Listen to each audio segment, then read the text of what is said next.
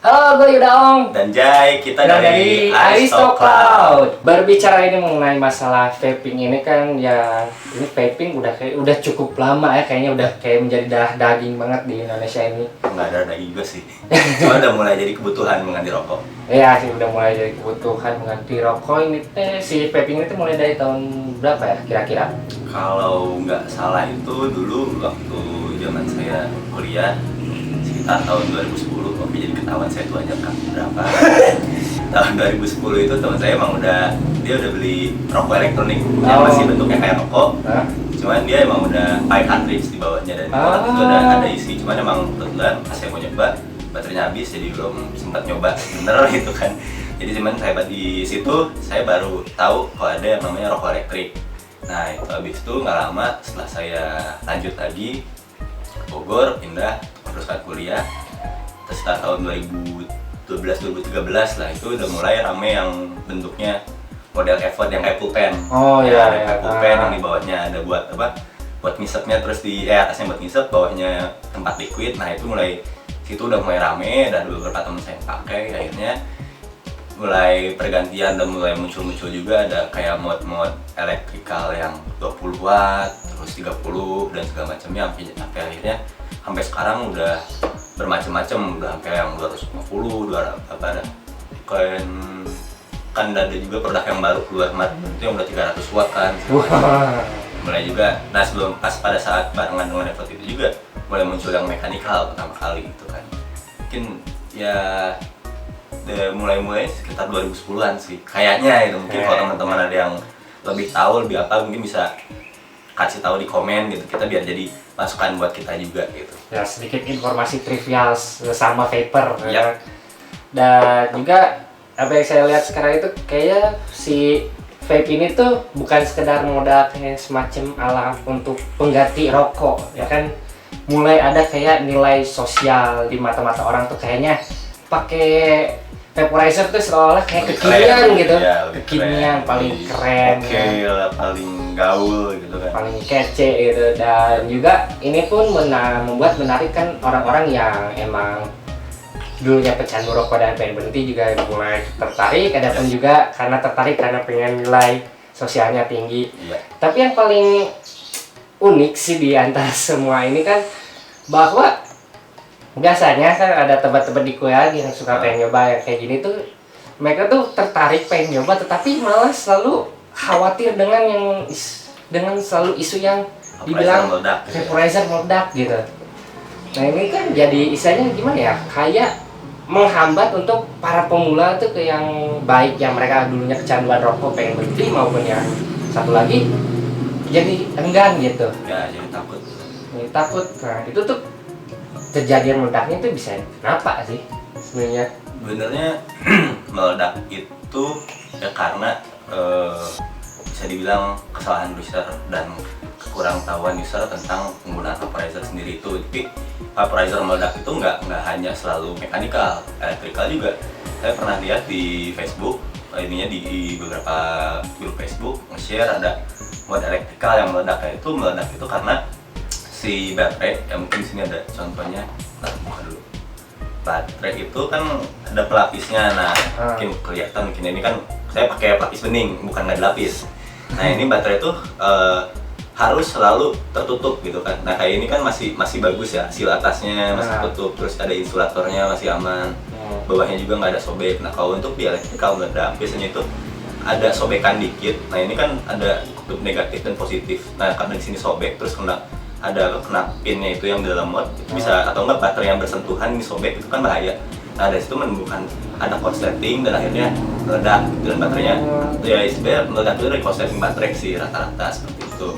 Nah kalau untuk di mekanikal sendiri, karena emang mekanikal kan lebih langsung ya, cuman kebetulan saya pakai mekanikal, jadi baterai di sini ada baterai, terus di sini ada RDA, ini pakai kebetulan yang pakai pin gitu kan. Nah ini nggak langsung mungkin kelihatan ya di sini ya.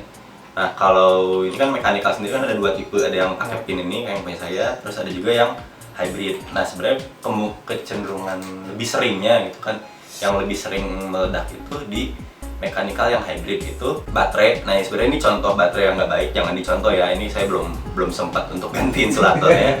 Nah karena ini ada sobek terus, dan satu juga ada, nah pin RD ini kalau untuk pakai yang hybrid kita harus pakai yang lebih tinggi seperti ini gitu kan. Jangan sampai pakai yang rata.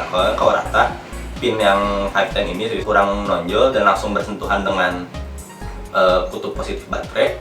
Nah itu bisa menimbulkan korsleting juga. Tetap balik lagi ke korsleting baterai sih yang lebih seringnya, dan bisa juga ngebuat kita nge-build coil terlalu rendah, terus nggak memperhatikan ampere baterai yang kurang mumpuni, akhirnya baterai itu terlalu panas, overheat, dan karena overheat itu bisa menyebabkan ya meledak juga gitu kan.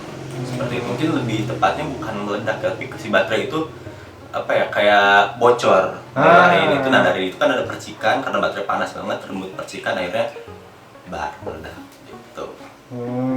Iya, jadi rata-rata sebenarnya kalau dilihat itu ya salah satunya pengaruh dari usernya juga sih ya, yang user kurang teliti, baik dari misalkan segi baterai itu ya, ada contoh yang tadi itu, atau dari ya overall dengan knowledge yang rendah juga kan bisa mengakibatkan berbahaya gitu. Ya gitu, makanya mungkin teman-teman yang punya toko atau nggak teman yang menjalankan vape, lebih baik untuk teman yang baru ini benar-benar dibimbing, dia kasih tahu. Kalau bisa sih ya, untuk teman-teman yang baru memulai vape jangan tertarik untuk pakai mechanical dulu, karena emang mechanical itu jauh lebih rumit daripada elektrikal. Seperti itu, nggak ada proteksi misalkan reverse. Kalau baterai sih, baterai dipakai terbalik di mechanical saya pernah nyoba, aman sih, nggak ada masalah. Cuman kan perlu tahu juga minimum resisten yang harus dipakai berapa, terus kekuatan baterai kayak gimana. Kalau di elektrikal kan misalkan kita ngebikin coilnya terus dapat resistennya terlalu rendah, di elektrikal itu dia nggak akan firing, nggak akan nyala gitu, dan itu lebih aman gitu kan. Makanya untuk teman-teman di sini yang mau mulai vaping mungkin bisa tanya-tanya ke temannya lagi, atau cari-cari informasi di internet yang lebih lengkap, buat apa sih yang harus dipakai, atau enggak seperti apa sih yang dicari gitu kan. Kebetulan saya pertama vaping tahun 2015, itu masih lumayan terbatas, udah ada, cuman memang masih lumayan terbatas gitu untuk nyari pengetahuan seperti itu gitu. Mungkin dengan sekarang kan udah, saya lihat di Tasik sendiri ya, tempat kita tinggal ini vape store udah banyak, terus komunitas juga mungkin udah ada beberapa gitu kan, forumnya sendiri udah ada, mungkin bisa tanya dan sharing di situ gitu. Jadi untuk teman-teman yang udah lama juga jangan, kalau bisa sih jangan males untuk ngasih tahu kayak gitu. Gimana misalkan kalau seorang ini baru mulai vaping, nah ini basic knowledge-nya yang harus di-share apa aja nih? Mungkin kalau yang pertama ya, yang mau mulai vaping itu harus tahu, misalkan pertama itu yang paling basic itu sesuai budget. Itu paling penting, nomor satu sesuai budget. Jadi akan punya budget ya, misalkan bilang sekitar 700.000 gitu, pengen dapat vaping siap kebul ya. Mungkin di situ banyak pilihan, sekarang udah banyak sekali ya mods elektrikal yang sampai mungkin sekarang 75 ya, soalnya saya sendiri jujur udah jarang ngikutin perkembangan mod lagi gitu kan. 75 watt yang harganya sekian juga sekian gitu kan. Terus juga pemilihan baterai juga harus ditanyakan yang sesuai untuk mod ini seperti apa gitu, dan pemilihan RDA segala macem gitu. Ya yang basic sih mungkin contohnya bisa dicari, mungkin kalau sekarang masih rame ya kayak zamanan saya dulu ya, itu ada iStick Pico dan Epic V2 Mini, itu emang harganya lumayan bersahabat tuh. Harga saya kurang tahu berapa, mungkin bisa cari langsung di internet atau enggak datangi toko-toko vape terdekat lah gitu kan, nanya untuk ini harganya berapa. Terus untuk atomizernya sendiri, atasnya sendiri sekarang udah banyak variasi, udah banyak macam-macam, bisa milih dari yang harga yang aslinya sampai yang harga jutaan, atau enggak yang KW-nya, klonnya gitu, harga sekian, bisa dicari-cari lah gitu seperti itu. Dan untuk baterai sendiri, kalau saya pribadi untuk elektrikal menyarankan pakai LG HG2, LG yang coklat. Mungkin kebetulan mau pakai kayaknya sih. Nah, bisa dilihat, kasih lihat ke teman-teman ya, LG coklat ini. LG yang ini tuh dia mAh-nya 3000 mAh, terus ampernya itu kalau nggak salah itu sekitar 20 ampere. Nah itu untuk di elektrikal udah cukup banget dengan kapasitas baterai yang besar.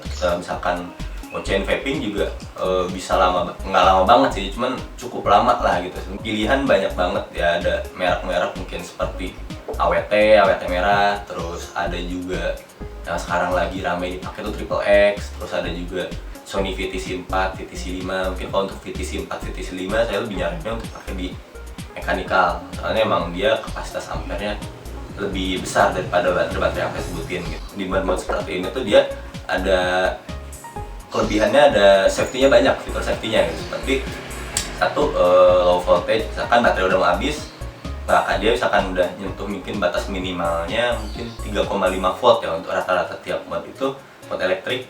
Dia misalkan udah nyentuh 3,5, dia nggak akan bisa nge-vape, dia akan firing.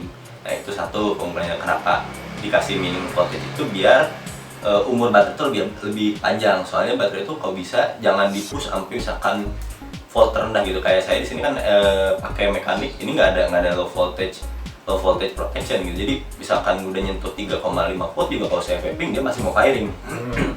Dan waktu itu saya pernah nyoba sampai benar-benar nggak bisa di firing, terus saya dicek di casan saya di rumah. Ternyata dia udah sampai 2,8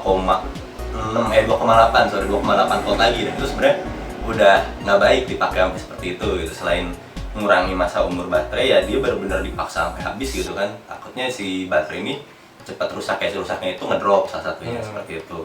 Terus di electrical juga dia punya low resistance protection.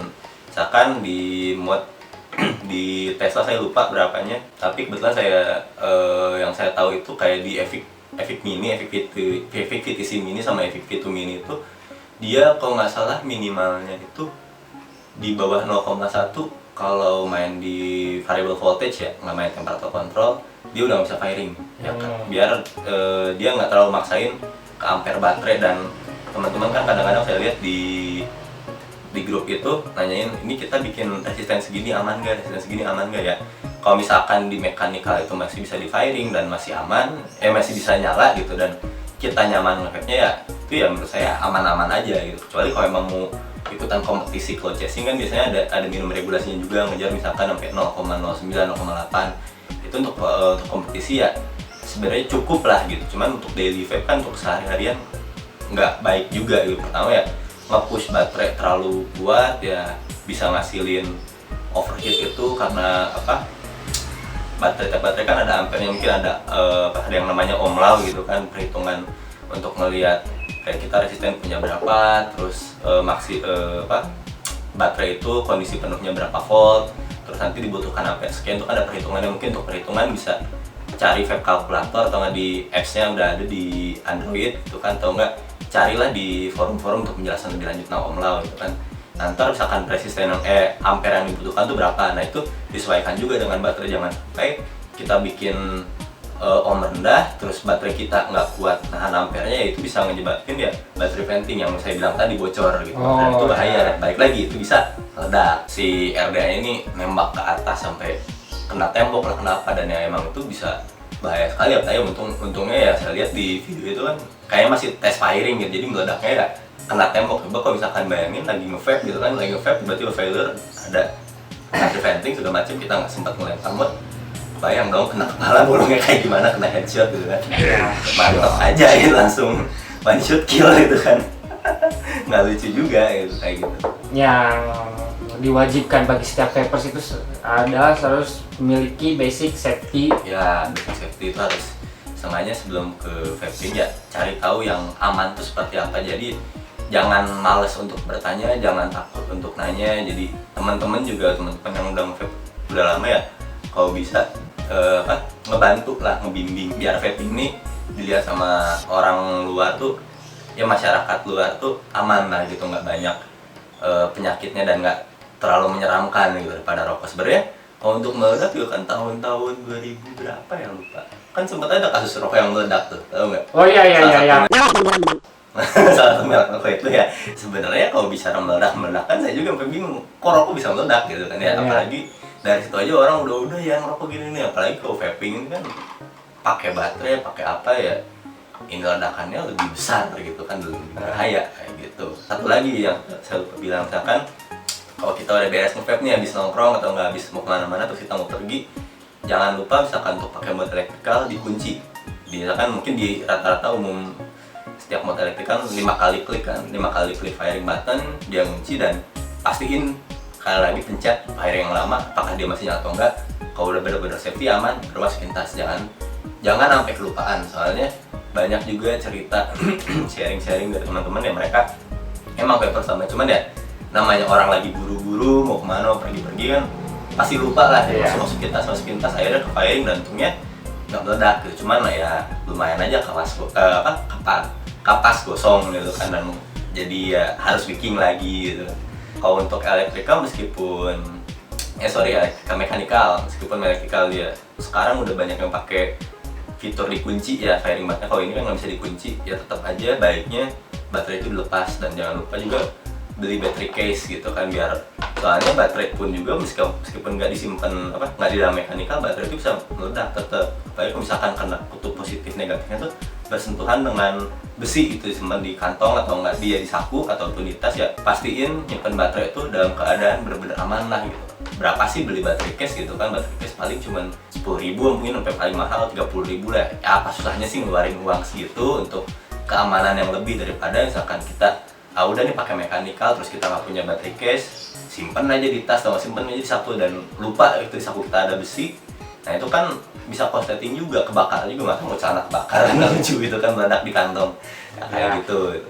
Jadi istilahnya knowledge bersama, keselamatan kita bersama, dan nama baik kita bersama sebagai sesama papers kan gitu. Betul.